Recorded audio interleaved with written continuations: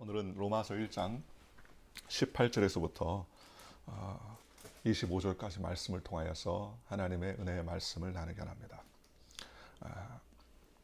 어제 우리가 로마서 1장 17절을 말하면서 복음에는 하나님의 의가 나타나서 믿음으로 믿음에 이르게 하나니 기록된 바 오직 의는 믿음으로 말미암아 살리라 함과 같으니라. 우리의 힘과 능력, 지혜, 명철이 아닌 도덕과 윤리가 아닌 믿음으로만 하나님의 구원에 이를 수 있다. 그래서 믿음으로만 살 수 있다. 이렇게 성경 우리에게 말씀해 주셨습니다. 오늘 18절부터는요. 18절 1장 18절부터 2장까지의 내용은 왜 사람들이 멸망할 수밖에 없는가에 대해서 우리에게 성경은 가르쳐 주고 있습니다. 왜 어찌하여 사람이 멸망당할 수밖에 없는가? 어떻게 하나님의 진리 가운데 살아갈 수밖에, 하나님의 진노 가운데 살아갈 수밖에 없는가를 우리에게 잘 말씀해 주고 있습니다. 18절에 하나님의 진노가 불의로 진리를 막는 사람들의 모든 경건하지 않은가? 불의에 대하여 하늘로부터 나타나니. 하나님의 진노가 임합니다. 어떤 사람에게 임합니까? 불의로 진리를 막는 사람. 즉 하나님의 진리가 있음에도 불구하고 그 진리가 아닌 불의로 살아가는 사람들, 그리고 모든 경건하지 않은가 불의에 대하여 하늘로부터 나타난다. 그래서 불경건한 불의한 사람들이 하나님의 진노와 심판을 받게 되어 있다. 하나님은 오늘 이렇게 말씀해 주신 것입니다. 왜 그러느냐? 왜 불의하고 왜 불경건하게 사느냐? 그런다면 불의와 불경건이 뭐냐? 19절에 이는 하나님을 알만한 것이 그들 속에 보임이라 하나님께서 이를 그들에게 보이셨느니라.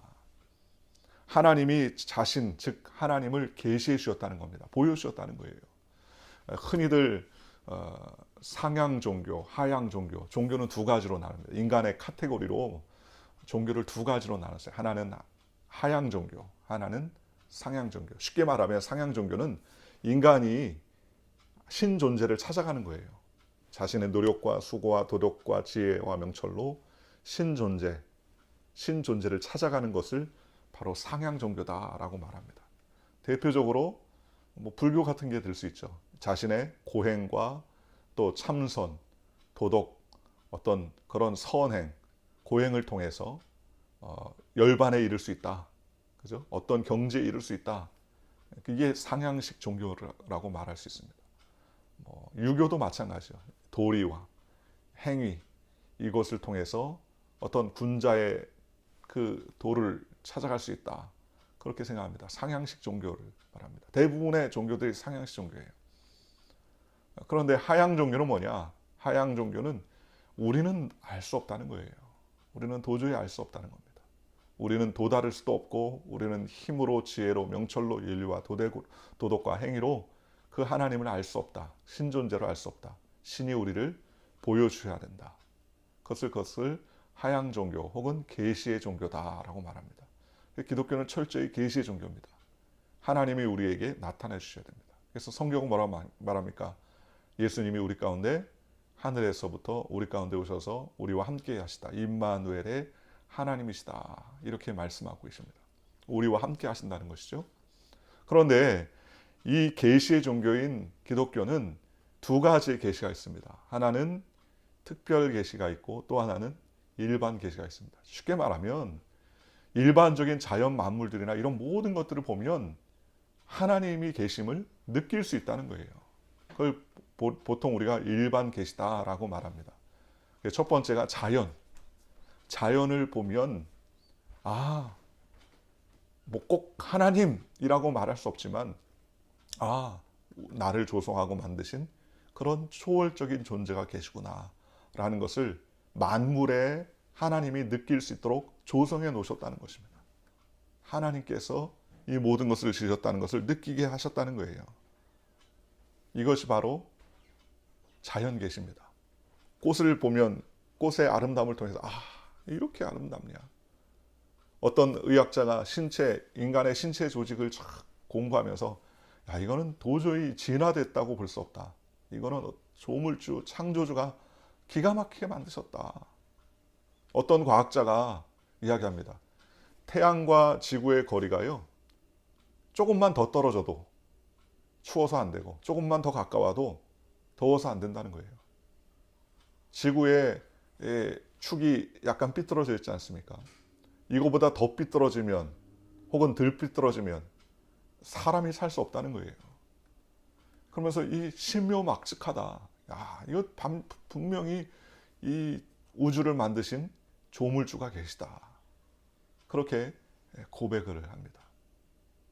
자연 만물들, 꽃이나 하늘이나 태양이나 이 우주를 바라보면 하나님이 만드셨구나라는 신존재를 느낄 수 있도록 하나님이 그렇게 계시해 놓으셨다는 겁니다. 그래서 하나님을 알만한 것이 그들 속에 보임이라. 하나님께서 그들에게 보이셨느니라. 20절에 창세로부터 그의 보이지 아니하는 것들 곧 그의 영원하신 능력과 신성이 그가 만드신 만물에 분명히 보여 알려졌나니 그러므로 그들이 핑계하지 못할지니라. 우리의 눈으로 보이지 않는 하나님의 창조의 신성이나 능력 보입니까? 보이지 않죠. 그러나 그런 보이지 아니하는 하나님의 능력이 어디에 녹아 있습니까? 그 만드신 만물에 분명히 보여져 있다는 거예요. 그러므로 핑계하지 못한다는 거예요. 만물들을 바라보면 하나님이 계신 것. 두 번째 일반 계시는 하나님이 우리에게 뭘 주셨습니까? 양심을 주셨습니다. 양심. 그래서 양심의 법을 통해서 죄다, 이렇게 하면 안 된다 하는 것들을 깨달을 수 있도록 하나님께서 양심을 일반 계시로 우리에게 허락해 주셨다는 거예요. 그러니 나쁜 죄를 저지르고 옳지 않은 일을 하면 양심이 어떻습니까? 꺼리끼는 거예요. 아, 이게 이렇게 하면 안 되는데, 이렇게 하면 혼나지, 이렇게 하면 어느 날 얻어 터지지, 그런 생각을 가질 수 있다는 것. 그게 양심이라는 것이죠. 양심. 양심이 우리에게 울린다는 겁니다. 하나님이 그 마음에 양심을 올려놓았습니다. 동물에게는 양심이 없죠. 그러나 사람에게는 양심이 있습니다. 우리나라의 말로 도리라는 말이 있죠. 도리. 사람이 어떻게, 사람 살 도리. 어떻게 보면 그게 양심 중에 하나의 모습이라고 말할 수 있을 것입니다. 이렇게 하나님은 우리에게 핑계하지 못할 자신의 능력과 신성들을 온 우주 만물에 하나님이 보여주셨다는 겁니다. 그런데 사람은 어떻습니까?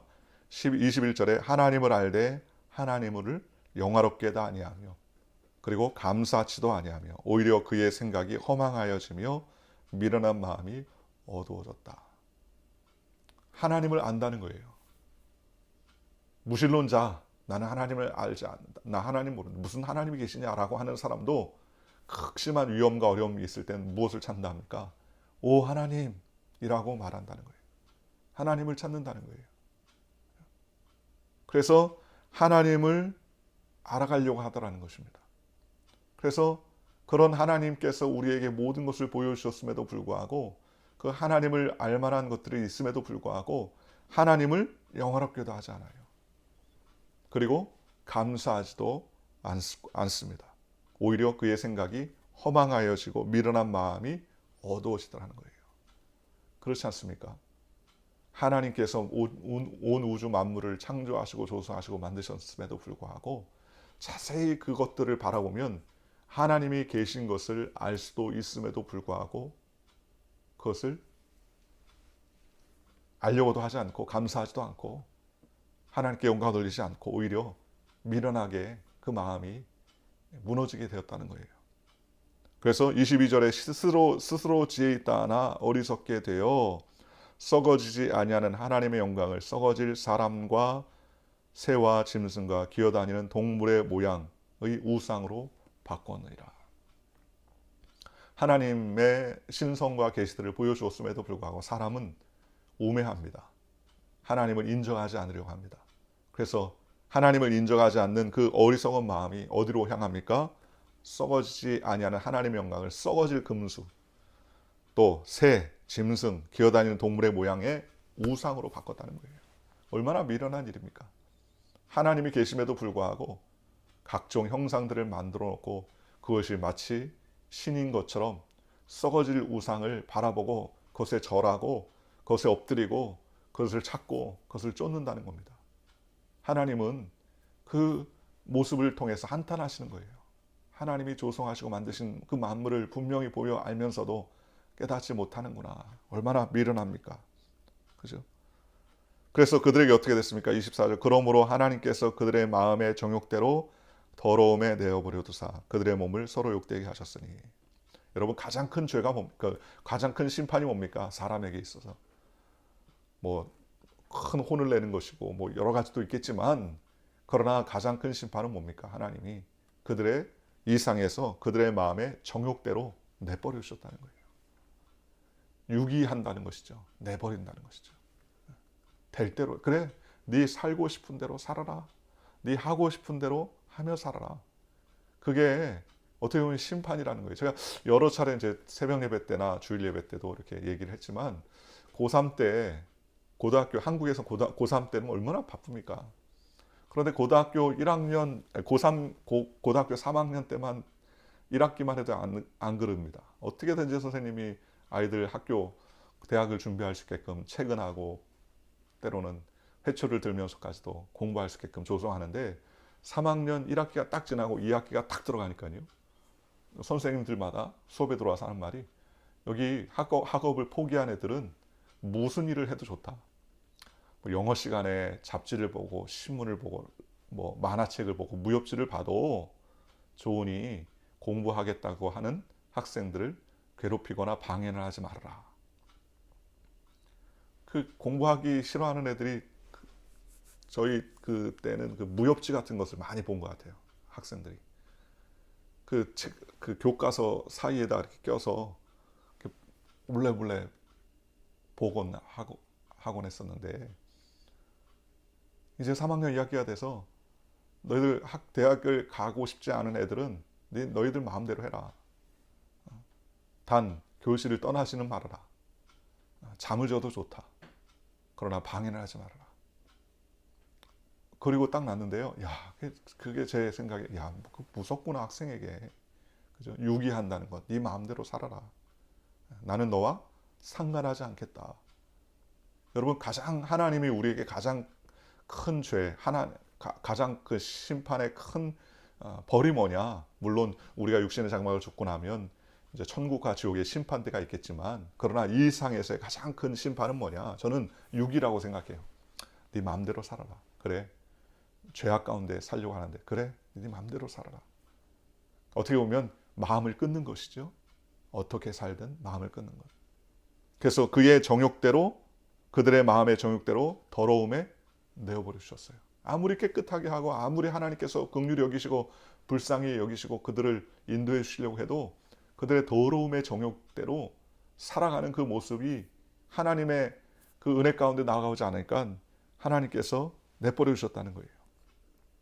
그들의 몸을 서로 욕되게 하셨다. 그들의 몸을 서로 욕되게 하게 하셨으니 이는 그들이 하나님의 진리를 거짓으로 바꾸어 피조물을 조물주보다 더 경배하고 섬김이라. 주는 곧 영원히 찬송하실 이시로다. 아멘. 하나님을 섬기지 않는 사람들은 피조물을 조물주, 즉 하나님보다 더 섬기며 경배하더라는 것입니다. 여러분, 이 세상에서 가장 큰 축복은 주님을 만나는 거예요. 이 세상에서 가장 큰 은혜는 하나님을 아는 것입니다. 이것처럼 큰 축복이 없어요.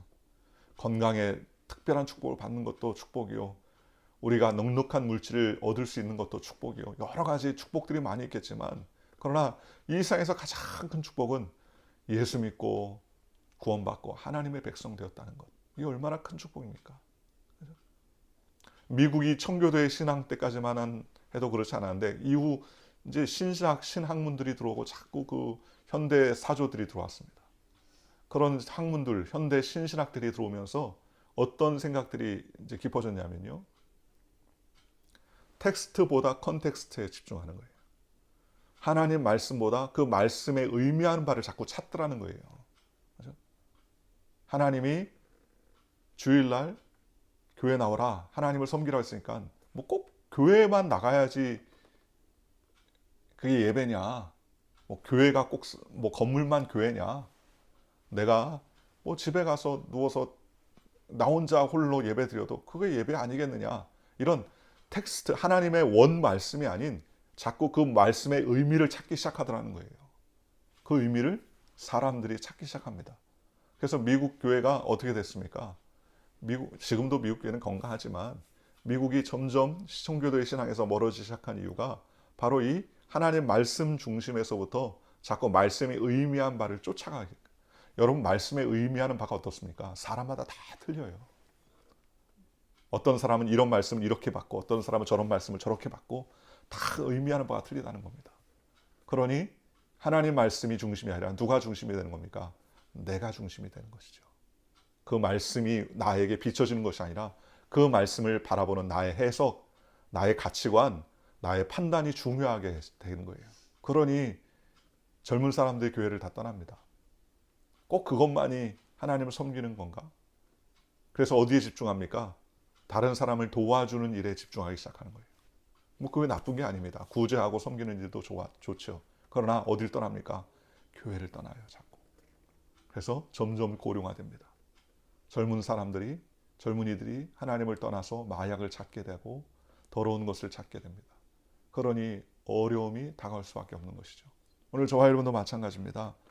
하나님을 알만한 것이 우리 속에 보여주셨다는 거예요. 그 하나님을 우리가 잘 섬기는 믿음의 삶을 산 저와 여러분들 되시기를 주님의 이름으로 축원합니다.